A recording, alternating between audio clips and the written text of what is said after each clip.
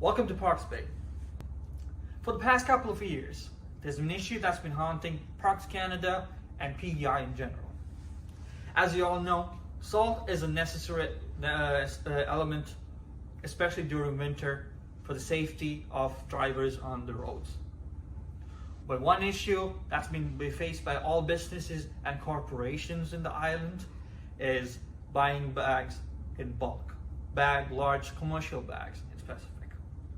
As of today, salt that's been loaded onto the hoppers during winter time is large crates of household salt bags. The couple of issues that's with this kind of method is the amount of plastic bags that's been going into the trash, which affects the environment. At the same time, the time that's consumed in filling up the hoppers because of the number of bags they have to keep using. And at third, health-wise, it hurts people's back also by loading and getting down and up in the hopper every single time for each couple of bags. For this couple of problems, we do have a solution. I will pass over to my colleague, Hannah, to let you know more about it. So for the price comparison, we were able to find it on Amazon, and it can be purchased for $325 and not including tax or shipping. The shipping would depend on where you are shipping it from, so the price would vary a little bit. This was the original product.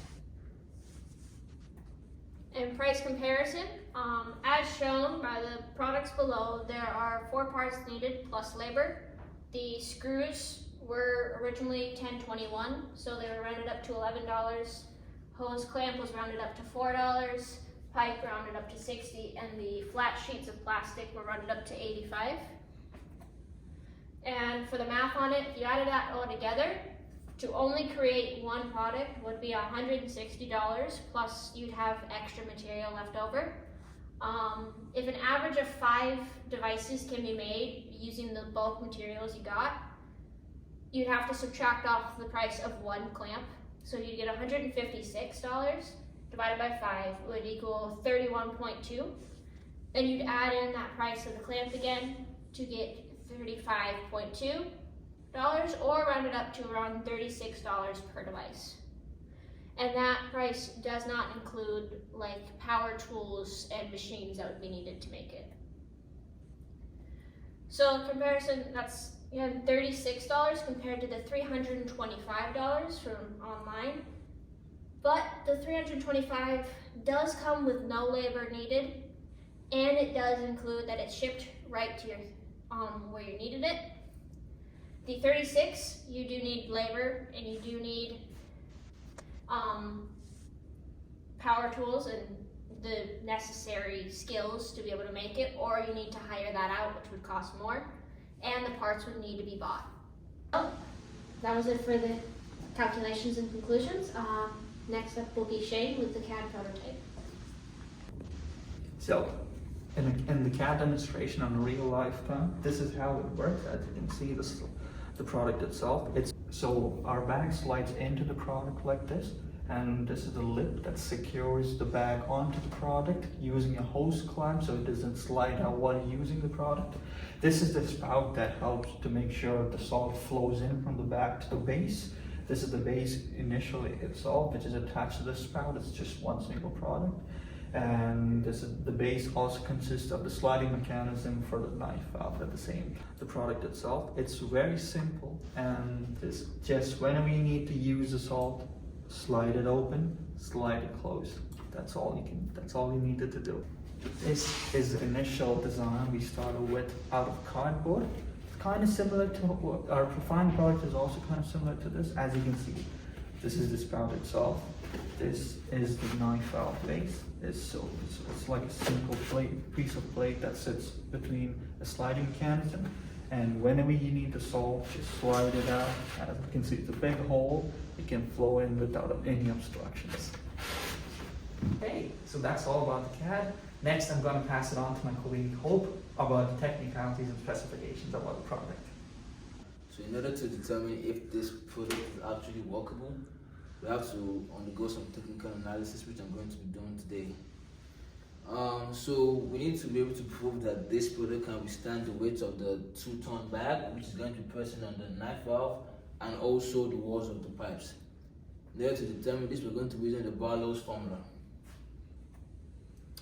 The formula is expressed as P equals to 2ST over D, as you can see. P stands for the pressure, that's the pressure from the salt.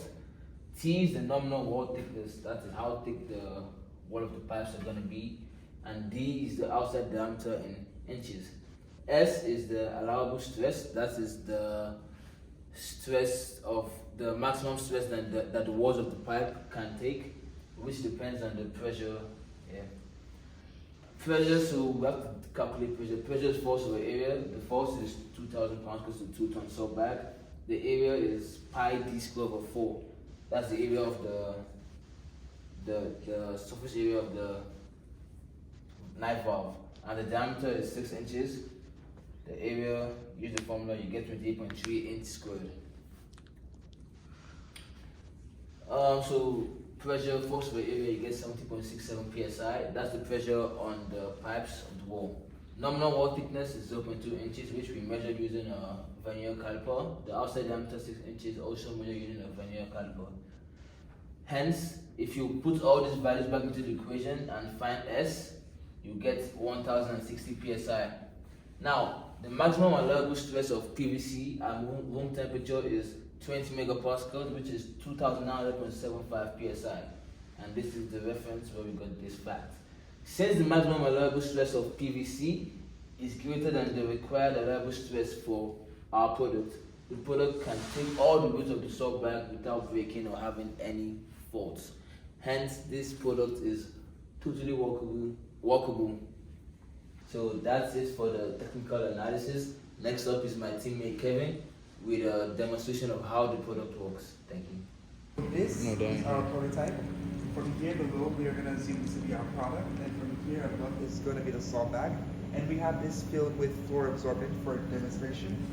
And how this works is that we have a knife valve over here, which you can open up like this, and the salt flows through, and then it closes it back like that. Thank you, Kevin. That was a nice demonstration of our product. In conclusion, my team not only has addressed all the problems faced by Parks Canada, but also has brought an efficient way of dispersing salt on a daily basis. Despite all the constraints and limitations such as shipping and materials, my team is always committed to problem solving and dedication to meet project milestones. If any questions or concerns, please let us know.